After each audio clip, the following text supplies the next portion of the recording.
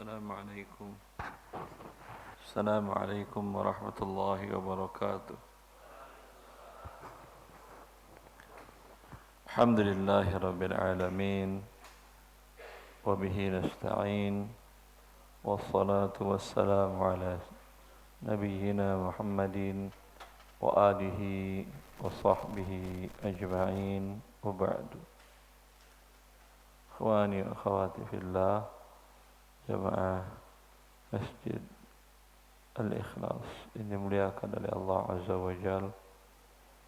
Kita akan melanjutkan pembahasan tentang muamalat, masuk pada bab al-ijarah. Akad ijarah berdekatan dengan fasal setelahnya ju'alah. Sama-sama akad jasa atau manfaat, akan tetapi dan sama-sama upahnya jelas. Akan tetapi kalau akad ijarah, pihak yang mengerjakan jelas dan pekerjaannya jelas. Bisa jadi diikat dengan waktu atau diikat dengan pekerjaan. Kalau perbedaan keduanya, sedangkan akad ju'alah upahnya jelas. Yang tidak jelas orangnya tidak tertentu. Dengan dia mengatakan siapa yang berhasil melakukan ini, siapa yang menemukan tas saya dengan isinya tanpa berkurang, saya berikan upah untuk dia sekian rupiah. Siapa yang menemukan kendaraan saya, ini dia tidak berakad dengan orang tertentu. Kalau akad ijarah jelas, Anda mengatakan fulan cari kendaraan saya per jam untukmu sekian. Kemudian akad ijarah bila pekerjaan walaupun belum sempurna, dia berhak mendapatkan upah imbalan sesuai dengan yang sudah dikerjakan. Beda halnya dengan ju'alah, dia tidak akan dapatkan imbalan bila pekerjaannya tidak mencapai tujuan. Contoh realnya, kalau seseorang mengatakan saya butuh sumur bor artesis, silahkan engkau gali. Kalau ketemu air, airnya bagus, jernih dan banyak debitnya, saya beri upah 2 juta rupiah.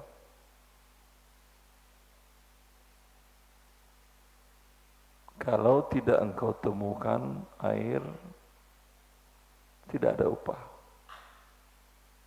Ini akadnya ju'alah. Kalau ijarah,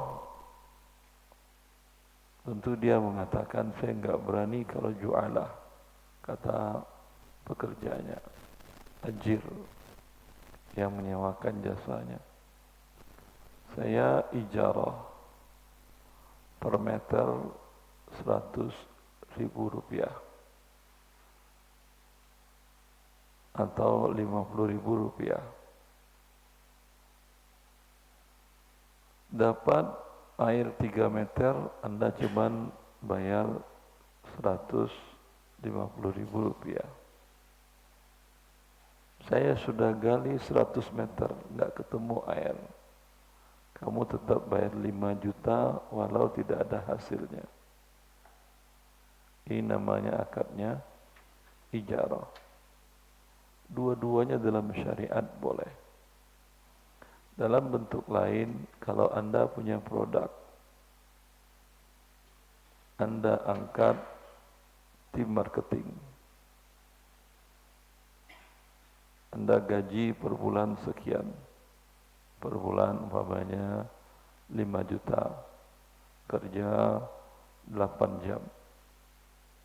Laku tidak laku, mereka dapat upah 5 juta per bulan. Itu akadnya ijarah. Kalau ju'alah, Anda mengatakan ini produk baru, saya tidak mau tambah biaya lagi untuk marketing. Terserah kalian, silahkan jualkan. Laku ya dari saya harga umpamanya 100.000 per item. Terjual oleh kalian 150.000 per item, 50.000 per item, dan terserah kalian. Tidak terjual, barang kembalikan dan kalian tidak dapat apa-apa. Ini apa nama akad yang kedua ini? Ju'alah. Seperti juga konsesi untuk pencarian tambang, untuk pencarian gas alam, minyak bumi. Itu bentuk akadnya ju'alah. Kalau perusahaan yang mencari, mengeksplor air tadi tidak menemukan apa-apa, ya, negara tidak akan bayar atas jasa eksplorasi tadi. Itu akadnya ju'alah. Dua akad ini boleh. Atau bidang jasa medis umpamanya. Kalau ahli medis, tenaga medis mengatakan, dokter dan lainnya, saya berikan terapi, kalau sembuh bayar, tidak sembuh jangan bayar. Ini apa nama akadnya? Ju'alah. Kalau akad ijarah, saya melakukan A, B, C, D, mulai dari awal mendiagnosis, kemudian lab dan seterusnya, kemudian mengikuti terus terapi perkembangannya. Mau sembuh mau tidak, jasa saya dibayar. Ini akadnya apa? Ijarah. Begitu juga jasa bimbingan belajar, bimbel. Saya mengajarkan anak Anda mata pelajaran matematika, IPA, bahasa Indonesia, dan lain-lain, untuk persiapan masuk perguruan tinggi negeri yang dibidik. Saya melakukan A, B, C, D. Semua persiapan target masuk sudah sesuai dengan kurikulum kami dan pembelajaran kami. Bayar per bulan umpamanya 1 juta rupiah atau 2 juta rupiah. Anakmu mau lulus mau tidak urusan kami. Ini apa akadnya? Ijarah. Kalau akad ju'alah, dia mengatakan bayar 5 juta. Kalau tidak lulus, anakmu tidak perlu bayar. Ini apa akadnya? Ya, dua-duanya boleh. Dua-duanya boleh. Akad ijarah, banyak hadis Nabi SAW yang menunjukkan akad ijarah. Nabi SAW istajara khirritan beliau pernah menggaji penunjuk jalan ketika beliau hijrah. Memang kalau kita lihat sekilas mata padang pasir, apakah semua permukaan itu bisa dilalui? Mungkin kita lihat bisa, ternyata juga tidak. Sama kayak hutan, kayak laut, kayak sungai, kayak danau. Tidak semuanya bisa dilayari, tidak semuanya bisa ditempuh. Siapa yang tahu ini? Tentu orang yang berpengalaman. Nabi ketika hijrah, karena Nabi melewati jalan yang tidak biasa dilewati manusia oleh para kafilah dagang. Berarti risiko tinggi kan ya. Nabi tidak hanya bertawakal saja. Beliau sewa penunjuk jalan untuk hijrah tadi. Dan dia seorang musyrik, non-muslim. Ini dalil yang menunjukkan boleh ijarah. Akad jualah tadi boleh? Boleh. Dalilnya apa? Diriwayatkan oleh Bukhari dan Muslim bahwa sekelompok sahabat Nabi SAW mereka melakukan misi yang diperintahkan oleh Nabi SAW kepada mereka. Ketika mereka melewati satu daerah perkampungan dan menjadi kebiasaan di masa dahulu, bila ada orang asing melewati perkampungan, bila mereka minta dijamu, beri kami makan, beri kami tempat tinggal. Kan dulu nggak ada hotel, nggak ada restoran. Bila penduduk kampung itu tidak mau menjamu, dianggap suatu aib, suatu hal yang tidak baik. Walhasil para sahabat tadi melewati suatu perkampungan dan mereka minta dijamu, diberikan tempat istirahat, tempat tinggal selama 3 hari maksimal, dan diberi makan gratis. Tapi orang kampung itu tidak mau menjamu. Lalu mereka pergi meninggalkan kampung itu. Belum berapa jauh mereka meninggalkan, kebetulan kepala suku kampung itu terkena sakit. Digigit bisa hewan berbisa. Sakit. Parah sakitnya. Lalu sebagian orang kampung mengatakan, itu sepertinya sekelompok orang yang lewat kampung kita tadi bukan orang biasa sepertinya. Mungkin dia bisa menjampi, meruqyah. Ya subhanallah. Orang itu kelihatan dari wajahnya, kelihatan orang baik atau tidak. Ya, dan itu tidak bisa dibuat-buat. Ya, walau Anda cuci muka, face wash, apalagi namanya, glowingkan muka segala macam, tapi amalannya tidak baik, itu tidak kelihatan aura wajahnya. Berbeda dengan orang yang baik hatinya. Ya, walau tidak pernah dia pergi perawatan wajah ke salon, auranya menunjukkan orang baik. Dari masa dahulu, 14 abad yang lalu sudah itu yang terjadi. Ketika Rasulullah SAW masuk ke Madinah, Ka'ab al-Ahbar, seorang pendeta Yahudi, melihat inna wajhahu laisa biwajhin kadhib. Ketika Nabi masuk ke Madinah, Nabi mengatakan, ayyuhan nas, Nabi mengatakan, wahai manusia, afshus salam wa at'imut ta'am wa sallu bil laili wan nasu niyam.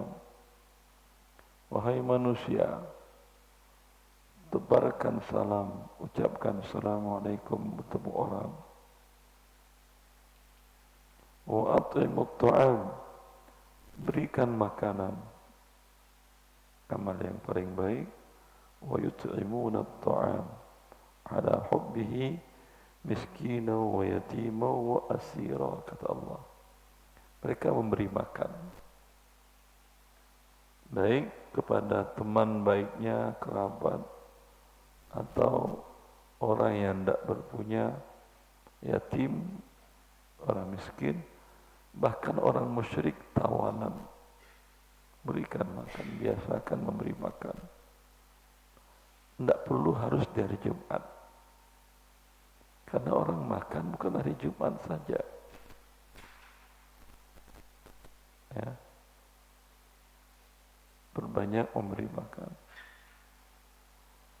Dan salatlah di waktu orang tidur. Itu kata Nabi Muhammad, awal beliau masuk ke kota Madinah, itu ucapannya. Seorang pendeta Yahudi mendengar ucapan itu dan melihat Nabi.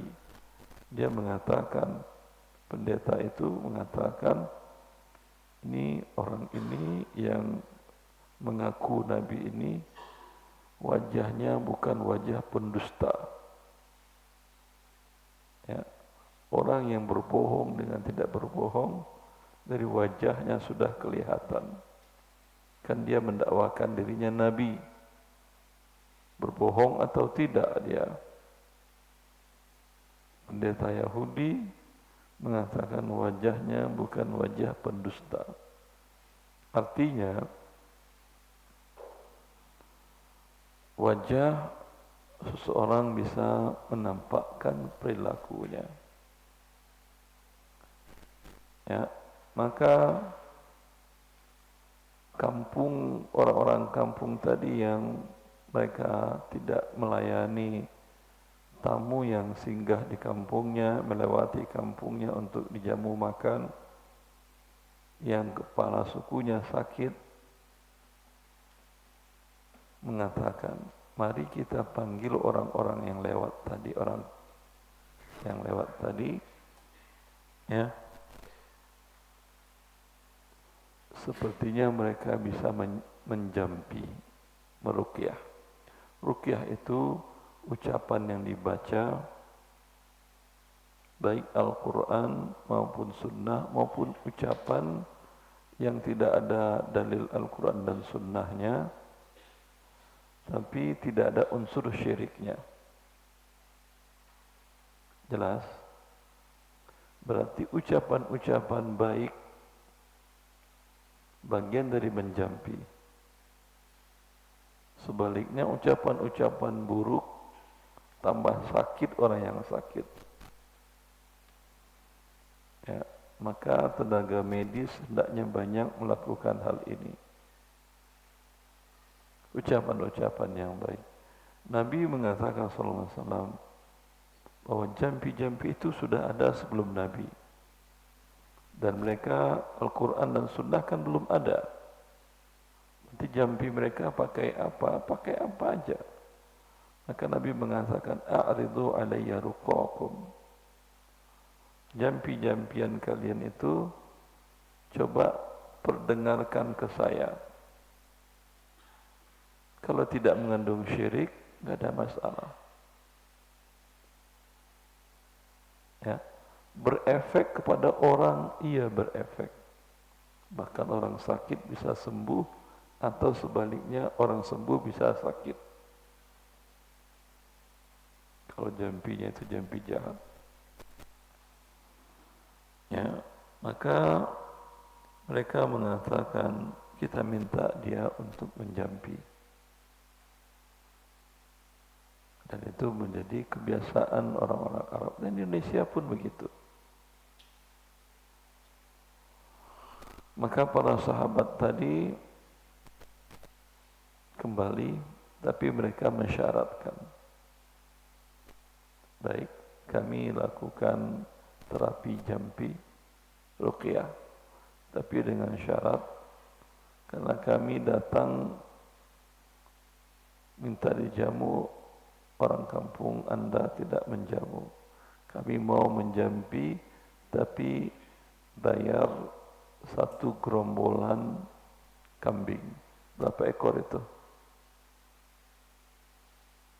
Satu gerombolan kambing berapa ekor? Tidak ada pengalaman. Nah, kambing dengan satu orang yang membawa, itu berapa ekor bisa dibawa satu gerombolan? Di atas itu biasanya pencar-pencar lagi dia. Ada angka tertentu.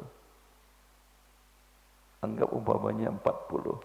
Kalau Anda punya kambing 50, harus 2 pengembalanya, nggak bisa 1. Tapi kalau di bawah 40, bisa 1 pengembala. Itu qati' minal ghanam, itu 1 gerombolan kambing, 40 ekor. Itu upah jampinya. Masya Allah, berapa juta itu akhi? Hah? Berapa juta? 40 kali berapa ya kambing kurban sekarang? 4 juta? Hah? 40 ekor kali 4 juta berapa? 16 juta. Ya.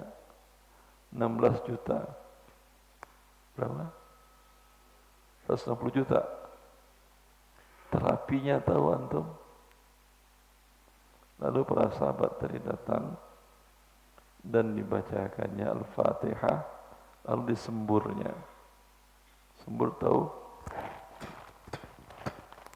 Begitu. Hanya Al-Fatihah, tidak ada lebih, tidak ada kurang. Itu kepala suku yang tadi tidak bisa bergerak, langsung bergerak. Seolah-olah tidak ada sakit sama sekali. Berapa fee-nya? 160 juta. Alhamdulillah.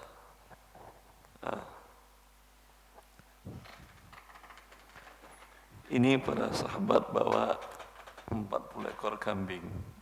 Makan barale mereka, makan kenyang mereka. Kemudian sebagian mereka bertanya-tanya, bolehkah ini? Ini kan kamu baca Fatihah. Bolehkah baca Fatihah minta imbalan? Imbalan atau tidak ini? Imbalan. Berapa? 160 juta. Bacain Fatihah. Tapi syaratnya sembuh. Ya, syaratnya sembuh. Maka subhanallah, ya, mereka sebagian ragu, ada yang enggak mau ikut makan. Yang enggak ikut tidak ada masalah, yang makan alhamdulillah. Lalu sampai kepada Rasulullah SAW, mereka menanyakan, ya Rasulullah, ini yang terjadi. Kata Rasulullah, wa ma adraka anha ruqyah. Dari mana kalian tahu bahwa surat Al-Fatihah adalah surat ruqyah? Memang surat ruqyah, kata Nabi sallallahu alaihi wasallam. Dan para ulama kibar seperti Syekh bin Baz, Syekh Utsaimin, kalau beliau meruqyah tidak lebih dari Al-Fatihah, enggak panjang-panjang. Ya, ini sunnah Nabi sallallahu alaihi wasallam. Anak sakit, istri sakit, suami sakit, ruqyah dengan Fatihah. Atau ada ruqyah diri sendiri. Ya. Ini sunnah Nabi sallallahu alaihi wasallam. Ini akadnya ju'ala, bukan ijarah. Dan Nabi mengatakan idribu li sahman. Masih ada kambingnya? Masih, ya Rasulullah. Beri aku sebagian. Ya, sallallahu alaihi wasallam. Padahal beliau cukup mengatakan boleh. Selesaikan ya. Tapi ucapan boleh dengan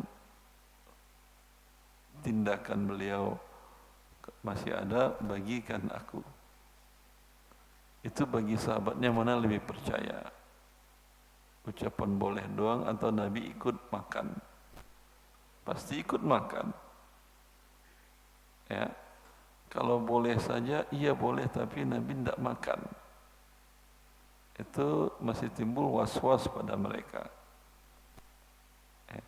Oleh karena itu, para ulama, mayoritas para ulama mengatakan boleh mengambil upah ju'ul atau ju'ala dengan Al-Quranul Karim. Bahkan 160 juta pun boleh. Ya. Kita baca akadnya dua-duanya, atau ya insyaallah kita selesaikan. Qala al-muallif faslun wa kullu ma amkana al-intifa'u bihi ma'a baqa'i 'ainihi sahhat ijaratuhu idza quddirat manfa'atuhu bi ahadi amrayni bimuddatin aw 'amalin wa itlaquha yaqtadi ta'jil al-ujrati illa an yashta'a at-ta'jil wa la tabtul al-ijaratu bi mauti ahad al-muta'aqidaini wa tabtulu bi talafi al-'ain al-musta'jarati wa la dhamana 'ala al-ajiri illa bi'udwan.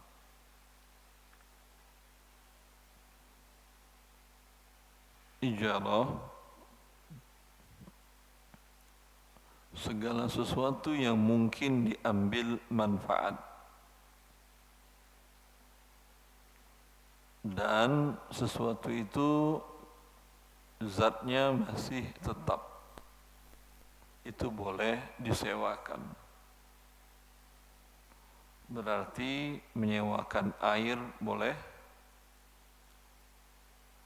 Air kalau diambil manfaatnya masih tetap ada, dia habis, berarti tidak boleh akad ijarah, akadnya jual beli. Menyewa buah boleh. Saya sewa pohon kamu 1 tahun, tujuannya adalah buah.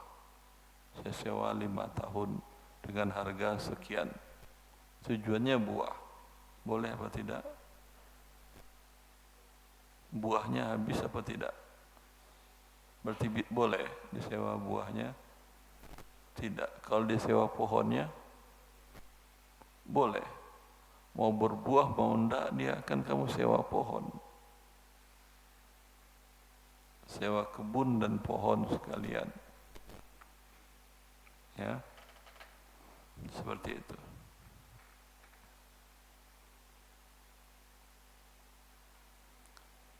Idza quddirat manfa'atuhu bi ahadi amrayni. Manfaat itu bisa manfaat dari barang, bisa juga manfaat dari manusia.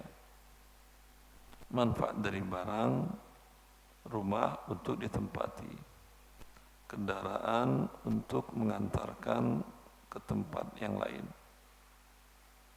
itu manfaat. Bisa juga jasa manusia. Dua-duanya objek ijarah.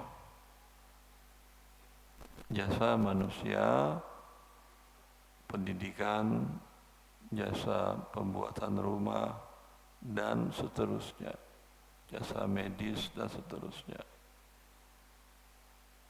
Ya. Jasanya diambil, orangnya masih ada, tidak hilang orangnya. Dia memberikan pendidikan, guru, hilang gurunya? Tidak. Tapi manfaatnya ada. Itu namanya akad ijarah. Apabila tentukan manfaat tersebut dengan dua cara. Ya, manfaat tersebut boleh dipindah tangankan dengan imbalan yang jelas, dengan syarat manfaatnya jelas. Seperti umpamanya manfaat menempati rumah. Saya ambil manfaat rumah kamu selama 1 tahun dengan imbalan 20 juta rupiah. Atau dia mengatakan, saya berikan kepemilikan manfaat rumah saya kepadamu selama 1 tahun imbalan 20 juta rupiah. Ini menjadi milik orang tersebut. Karena milik dia, bolehkah dipindah tangankannya? Boleh? Boleh atau tidak? Barang milik Anda, boleh Anda pindah tangankan? Boleh? Alhamdulillah. Ini manfaat milik Anda, boleh Anda pindah tangankan? Paham memindah tangankannya itu? Anda sewa 1 tahun rumah. Lalu qadarullah Anda pindah kota. Baru 1 bulan Anda pindah tugas kota lain. Tinggal 11 bulan kan ya. Anda katakan kepada adik Anda, tempatin, bayar ke abang uang IPL-nya aja. Namanya per bulan 300.000, bayar 300.000 saja. Boleh ini? Boleh? Boleh selagi kontrak dengan pemilik rumah tidak ada klausa yang menyatakan tidak boleh dipindah tangankan. Jelas? Kalau Anda umpamanya sewa ruko, sewa rumah, sewa lain-lain, itu kalau ada kontrak tertulis, ada di pasalnya, salah satu pasalnya, bahwa objek yang disewakan tidak boleh dipindah tangankan ke pihak lain dengan imbalan atau tanpa imbalan. Bila ada klausa ini, Anda baca, boleh Anda setujui? Boleh atau tidak Anda setujui? Boleh, tidak ada masalah. Anda setuju, tidak ada masalah. Cuman apa konsekuensinya bila kasus tadi terjadi? Baru 1 bulan Anda pindah kota tadi. Anda mau sewakan ke adik, tidak bisa. Mau suruh pakai ustaz di tempat untuk ditempatinya dan dijadikan rumah Quran pun tidak bisa, karena ada pasal tadi, walaupun gratis. Lalu kembali ke pemilik atau bukan? Tidak. Efeknya selama 11 bulan ke depan pemilik haram menyewakan, menempati, meletak barang dia di situ. Ini masih hak orang yang menyewa 1 tahun tadi. Paling dia boleh masuk sekali sepekan, sekali 3 hari untuk membersihkan. Hanya itu. Terserah. Kalau dia mau rumah seperti itu, silahkan. Ya. Kalau dia kontrakkan ke orang lain, perbuatannya haram. Berarti dia mengontrakkan yang bukan milik dia. Ini kan sudah milik orang itu, pengontrak pertama tadi, yang tinggal 11 bulan lagi. Maka seharusnya apa yang harus dilakukan oleh yang memiliki rumah daripada rumahnya rusak? Dia mengatakan kepada orang tadi, orang yang menyewa, ya udah, saya sewa kembali aja dari kamu. Karena dia mamanya yang mau menyewa mengatakan, ya udah, saya tidak boleh menyewakan yang lain, kembalikan dong sisa uang saya. Kontrakannya 24 juta setahun, baru pakai 1 bulan, berarti 2 juta kan ya, kembalikan 22 juta lagi. Kalau dia mau, selesai, berarti akad batal. Kalau dia tidak mau, saya nggak punya uang. Kamu nggak punya uang, tapi saya nggak boleh mengalihkan. Ya kan kamu setuju dari awal. Apa solusinya yang lain? Si pemilik menyewa kembali dari dia. Ya udah, kalau gitu ya saya sewa, tapi namanya saya sewa dari kamu yang tidak bisa juga 22. Saya paling berani sewa 19 lah, agar saya sewakan ke orang lain untung lagi. Kalau si penyewa tidak mau, tetap itu sebulan ke depan rumah kosong. Tapi kalau dia mau, ya udah, daripada saya nggak dapat apa-apa, 19 juta kembali lumayan dah. Jelas?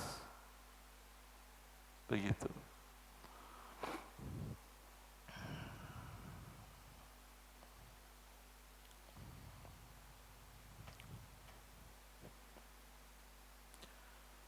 Dengan syarat bahwa manfaat tadi bisa ditentukan dengan 2 hal. Dengan waktu atau pekerjaan. Dengan waktu atau pekerjaan. Dengan waktu tadi saya sewakan kepadamu rumah selama 1 tahun dengan imbalan sekian, ini dengan waktu. Ya. Kalau dengan pekerjaan, saya dengan amal pekerjaan saya sewa, kamu kerjakanlah, ketik ini per lembarnya umpamanya 1.000 rupiah. Bisa jadi dia ngetik 10 hari ya, kali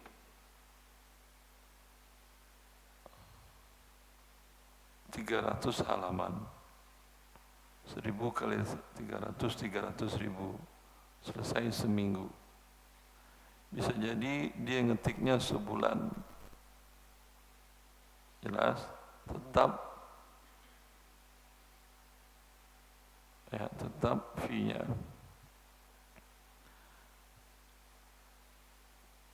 Tadi gimana pertama dengan kerja. Dengan kerja tadi adalah ketik ini per lembar 1.000, 300.000 kalau selesai. Mau kamu ketik sehari selesai 300.000, mau sebulan pun tidak ada masalah. Kalau dengan waktu tidak, kamu saya sediakan komputer, ketik 8 jam per hari, ketik per hari saya gaji upah minimal Bogor per hari berapa?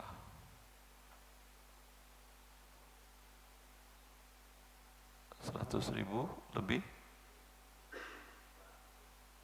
150? 150 untuk ngetik, juru ketik. Ya udah. Mesin saya sediakan jam 8 datang, jam 4 keluar, 8 jam itu, anggap 8 jam. Kamu ketik. Mau jadi sebulan, mau 2 bulan, upahmu per hari 150.000.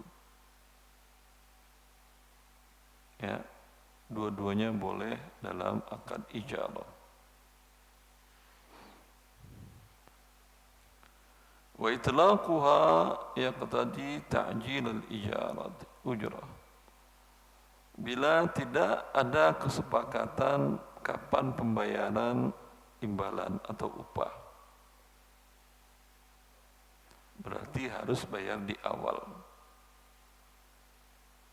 Jelas? Tapi kalau ada kesepakatan saya bayar imbalannya di akhir bulan atau di akhir kerja atau pakai termin. Pada saat tanda tangan akad saya bayar 20%. Nanti pekerjaan sampai 20%, saya bayar lagi 20% lagi. Begitu seterusnya. Juga boleh. Atau di akhir kerja juga boleh. Mana sajalah. Wala tabtulul ijaratu bimauti ahadil mutaaqidaini wa tabtulu bitalafil ainil mustajarah.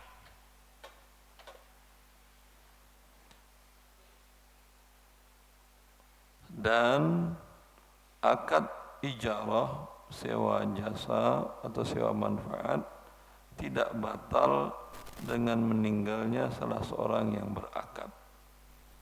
Tadi dia sewa rumah 1 tahun 24 juta rupiah. Sudah akad 1 tahun. Meninggal penyewa. Ahli warisnya wajib membayar sampai akhir tahun apa tidak? Wajib. Sama tadi, dia pergi pun pergilah. Tapi karena sudah berakad 1 tahun, kamu harus wajib bayar. Kalau bayarnya di belakang, dia baru per bulan dia bayar. Memang akadnya 1 tahun, tapi bayarnya per bulan. Walau dia tidak nempatin lagi, setiap bulan wajib dia bayar. Kalau tidak dibayar di akhirat pasti dibayarnya. Jelas?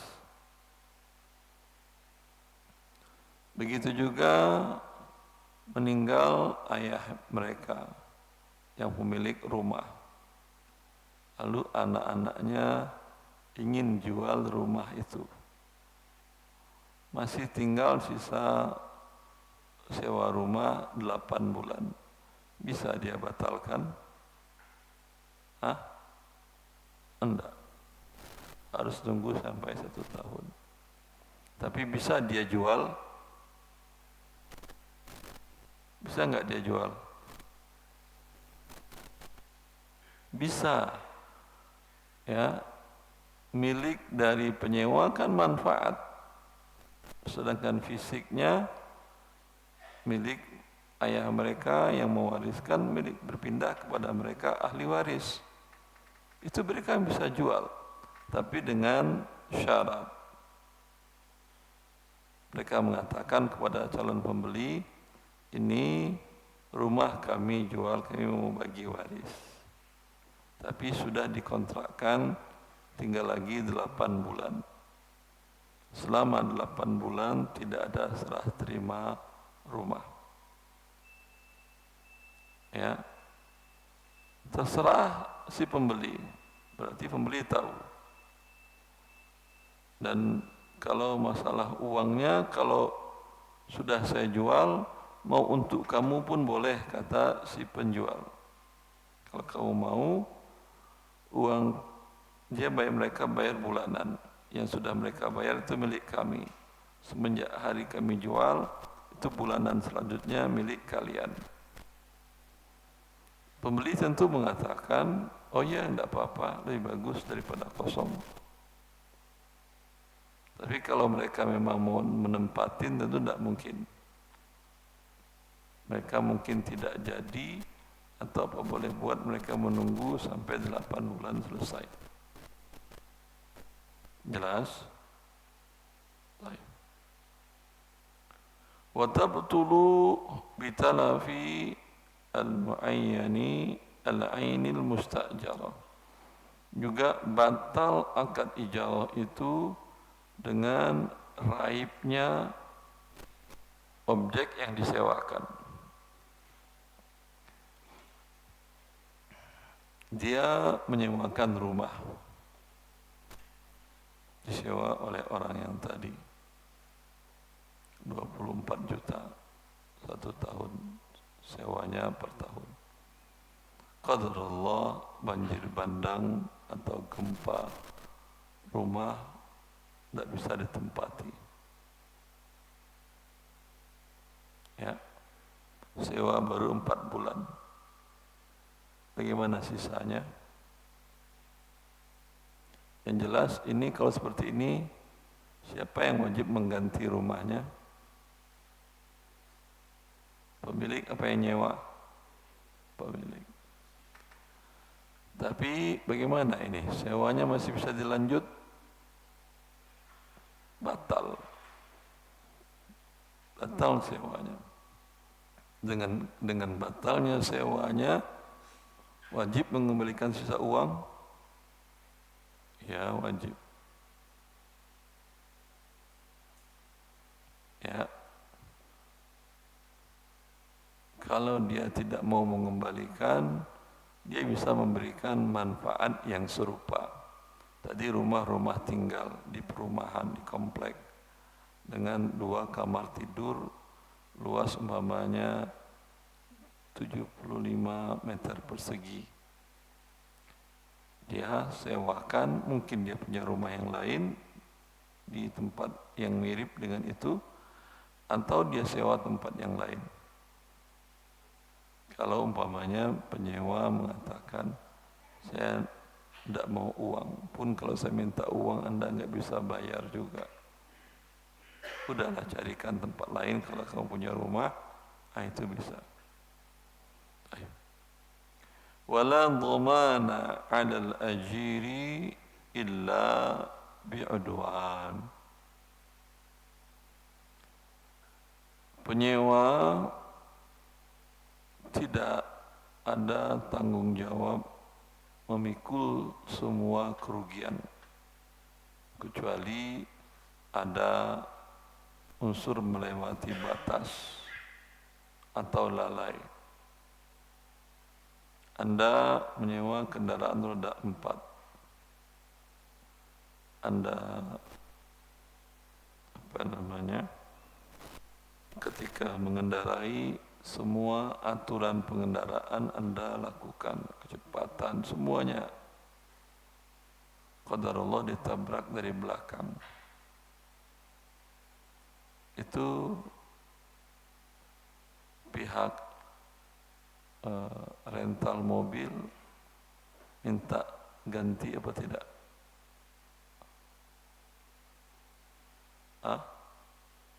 Tak ganti? Ya.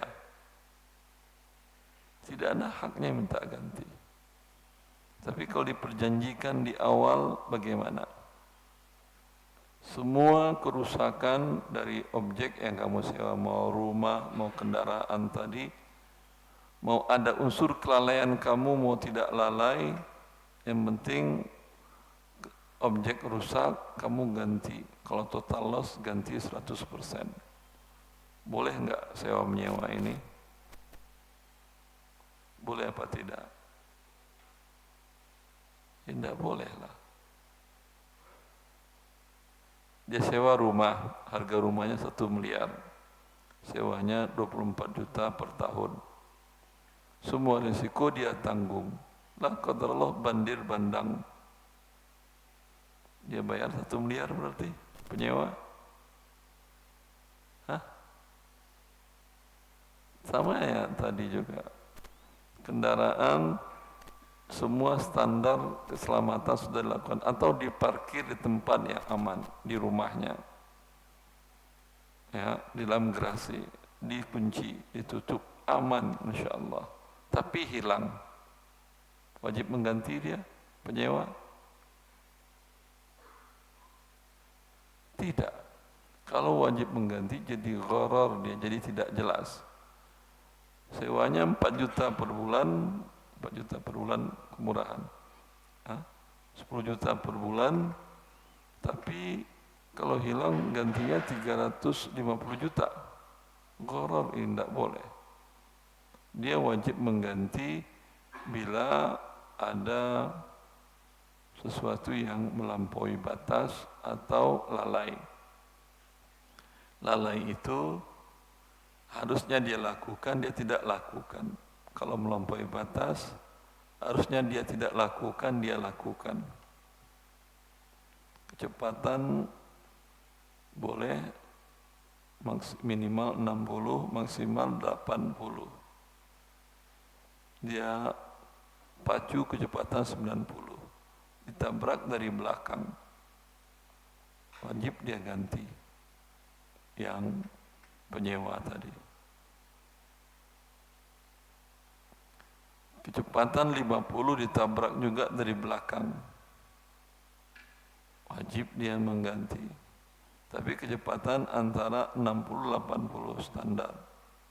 Tabrak dari belakang, dia tidak ada kewajiban mengganti. Bila semua aturan mengendarai roda 4 dia lakukan dengan sesuai aturannya. Jelas?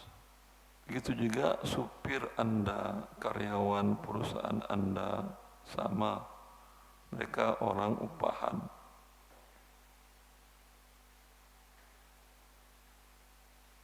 Ya. Sebagian usaha semua risiko dibebankan ke karyawannya. Ada barang hilang, dipotong gaji mereka. Boleh ini? Kalau nggak dipotong semuanya, kata dia, itu nanti mereka bersekongkol. Kalau dipotong semuanya, baru mereka jujur menyatakan karena ada yang tidak melakukan kok dipotong. Boleh perbuatan ini? Tidak boleh. Yang lalai satu orang, dua orang, kenapa 30 karyawan Anda gajinya Anda potong untuk menutupi kerugian? Tidak boleh. Hanya Anda boleh memotong dari orang yang lalai tadi. Kalau kerugian bukan karena kelalaian, namanya tokonya sudah pakai CCTV semua, siap standar semuanya, hilang barang. Siapa yang mengganti? Nggak ada yang lalai, satpamnya semuanya sudah. Dilihat CCTV pun tidak ada, barang gudang masuk keluar pun sudah dicatat, barang ada, kok hilang? Nggak ada yang boleh dia bebankan. Kalau dia bebankan, dia menzalimi para karyawannya. Terus kemana barang saya, Ustaz? Ini tidak tahu saya. Mungkin jin makan kali.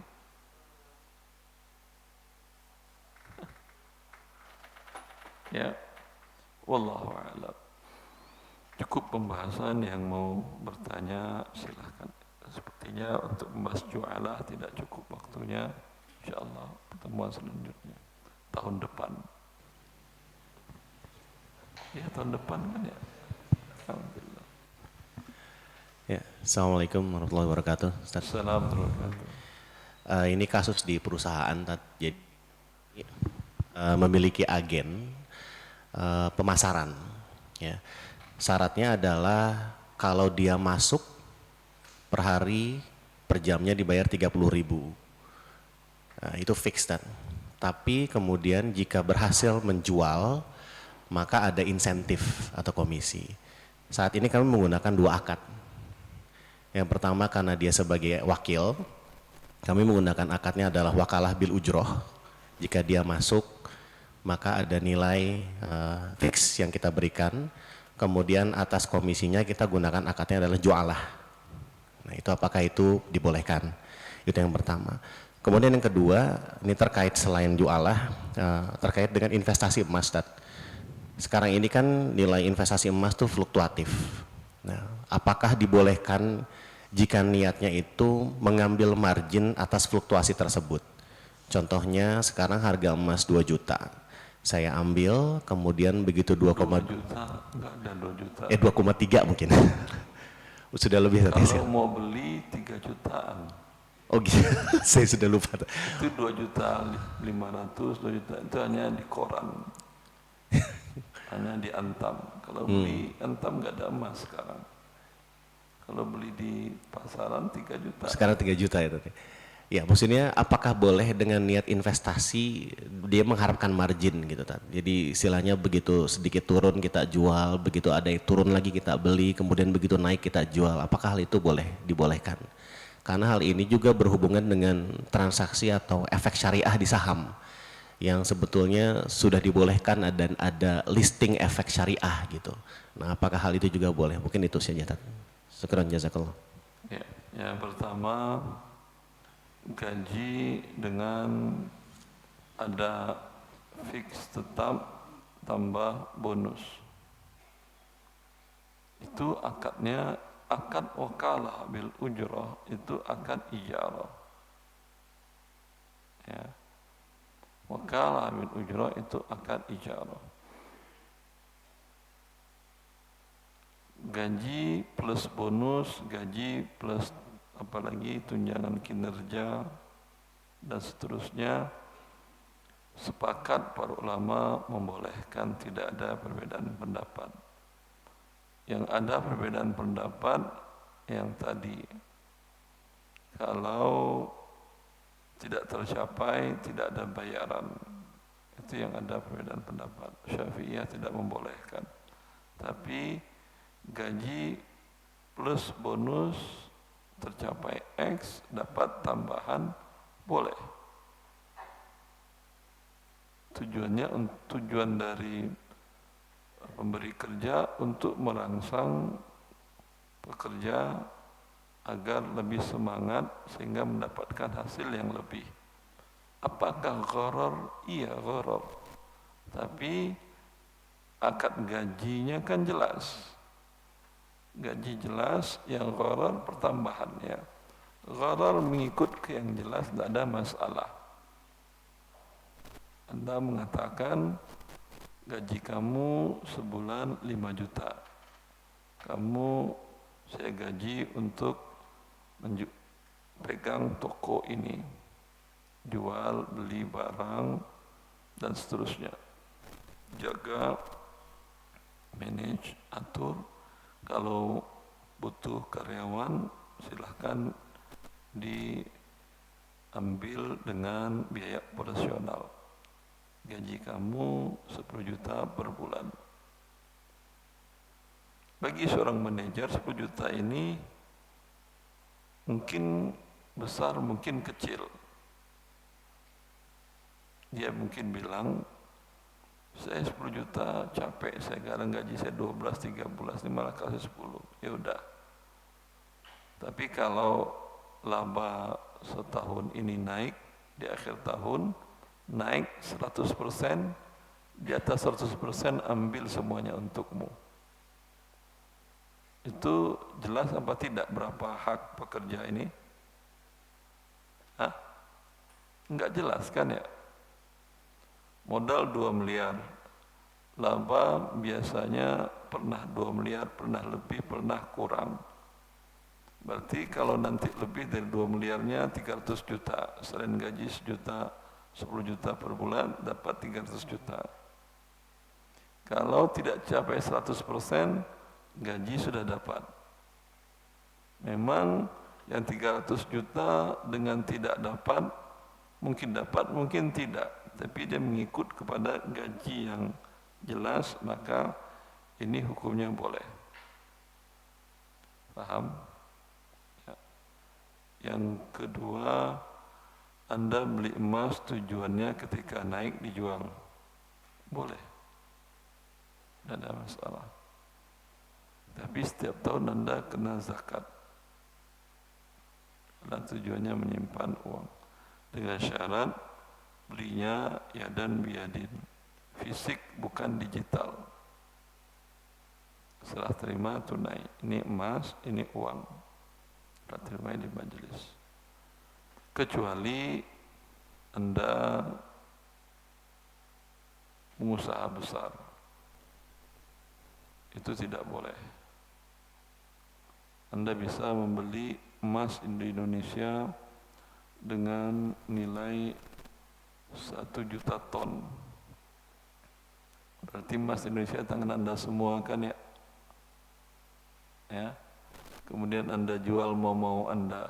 Kemarin saya beli 3 juta per gram, sekarang saya jual 10 juta per gram. Yang mau silakan, yang enggak. Ini monopoli, enggak boleh. Haram hukumnya. Tapi kalau Anda beli 10 gram, 30 gram, enggak apa-apa. Jelas.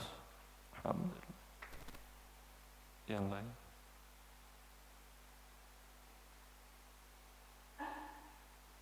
Ibu-ibu ada yang mau bertanya di bawah? Bapak-bapak masih ada yang mau bertanya?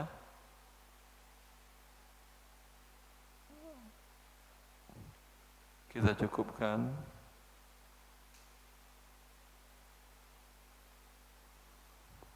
Ada yang bertanya? Tidak ada. Kita cukupkan, diam semua.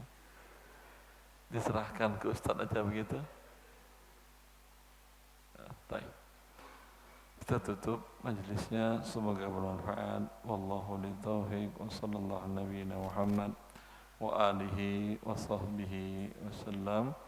Assalamualaikum warahmatullahi wabarakatuh.